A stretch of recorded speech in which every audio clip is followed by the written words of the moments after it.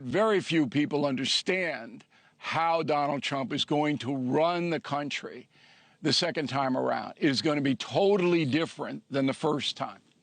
And this is why there's so much chaos and confusion.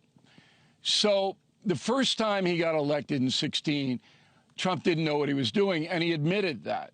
And he took advice from a lot of people, and he appointed standard people like Jeff Sessions to run Justice, disaster, the oil guy to be Secretary of State. It was ridiculous. This time around, Trump believes that he has figured it out. So all he wants is what Franklin Delano Roosevelt did. He wants a cabinet that will do everything he says. He doesn't need policy coming out of those people.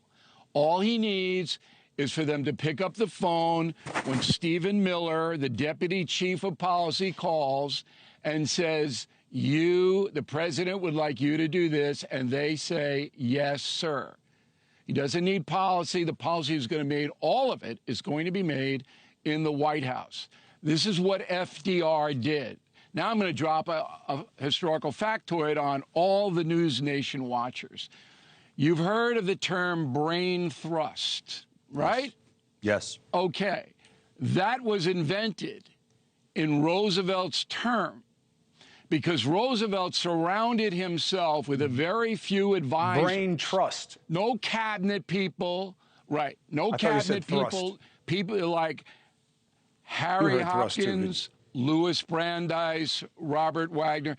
You know, if I'm teaching a class, Cuomo, you're out in the hall right now. That's why they sent me to military school, Bill. Listen to him. Listen to him. Go ahead, Bill. Well, it should have been military school in Moscow, as far as I'm concerned. So FDR had this cadre of people, mostly Harvard Law, some Columbia's. Nobody else had any input into Roosevelt's term. 4 of them, just the brain thrust, okay? And it got into brain trust later on. But they were sending a message saying, we are going to push out all of the policy, and you people are going to obey it. And they did. And so I don't even know if Trump knows this or not. I don't know if he's read Confronting the Presidents. But this is the way it's going to be run. Stephen Miller is the most powerful man in the country beside Donald Trump. Makes sense. He is going to be passing the policy along. The people that do this, department heads, are going to say yes, sir, or they're not going to be there. And that is the overarch. The question that I would have for you, Bill O'Reilly, is this. It's almost as if you're asking folks to ignore the chaos that existed during his first term. And what I'm saying to you is every president wants their agenda to be exercised. Every president wants you doing what they want you to do. But if, based on what you're saying, is he going to be checked? Is he going to be challenged? Is he going to be prodded? Is he going to be put?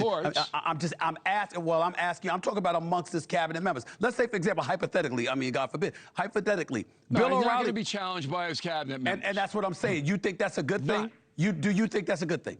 I don't think it's anything. I'm reporting now, Stephen A. Okay. If you have a direct a question on a certain person, George W. Bush governed 180 degrees differently. They had individual fiefdoms set up. Donald Rumsfeld, Secretary of Defense. Yep. Colin Powell, Secretary of State. Those guys had heavyweight input, Cheney as vice president, into Bush's decision-making. Those cabinet members had a lot to say, and a lot of Reagan's people did as well. The cabinet members for Trump will have zero to say. It'll all be run out of the White House.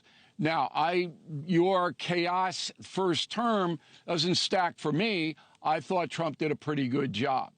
So in the first time around, economically is most important, and overseas was tamped down. I don't disagree. So I disagree with that. So, okay? So that's where we are right now. And one more point. You know who did this as well as FDR? Biden did it. None of the Biden appointees had any sway over him at all. You think Mayorkas designed that open border? How about Pete Buttigieg, Secretary of Transportation? The airline industry collapsed before his eyes. Nobody did anything. The only experience that Buttigieg had was he has a scooter in South Bend that he ride around the neighborhood. That's his transportation experience, okay? So Biden did exactly what Trump is trying to do. But that'll never be reported, of course. Well, I'll tell you what was reported is that Biden is doing none of it. It's all the shadow government. It's all the cabinet. So, you know, I mean, you gotta pick your poison in terms of what was said. I was going to talk about what Nikki Haley said, that these people aren't Republican enough that he picked. But given the tone of the conversation, it doesn't matter. Hey, thanks for watching. Go to joinnn.com to find NewsNation on your screen. And don't forget, click the red subscribe button below to get more of NewsNation's fact-driven, unbiased coverage.